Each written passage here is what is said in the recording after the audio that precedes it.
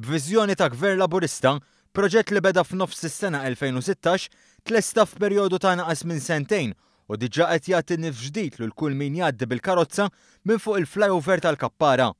Il-proġett beda fil-11 ta' April 2016 b'membri tal-Forzi Armati ta' Malta deru bl-inġenji tagħhom jaqalgħu s-siġar tal-palm li saru sinonimi ma' din ir-roundabout. Minn hawn, Transport Malta bdiet ħidma intensiva sabiex tassigura li dan il-proġett ambizzjuż ma jinbidilx f'ħolma kera għal dawk kollha li ta' kuljum jgħaddu mill-Kappara. Wara li tlestew il-mini sabiex jiġu installati servizzi ġodda, tħejjew ukoll fil-fabbrika numru kbir ta' ħitan twal tal-konkos. Il-pontijiet tal-Azzar inħadmu minn funderija Spanjola u twasslu Malta fuq vapur. Dan beda li ta' ħidma sabiex dawn l-istrutturi enormi tal-ħadid jgħaddu mit-toroq sakemm tqiegħdu fuq il-kolonni mħejja apposta fil-Kappara.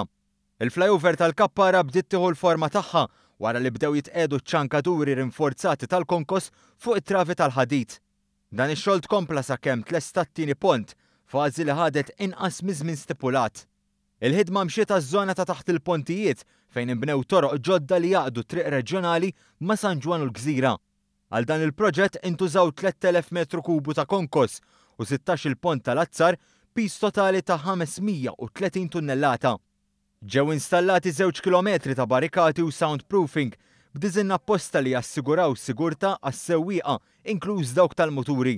Dan il-proġett nazzjonali tlesta f'655 jum bl-involviment ta' eluf ta' ħaddiema li ħadmu qatih sabiex dan il-proġett ikun jista' jitlesta fi żmien stipulat bl-anqas inkonvenjent u skont il-budget.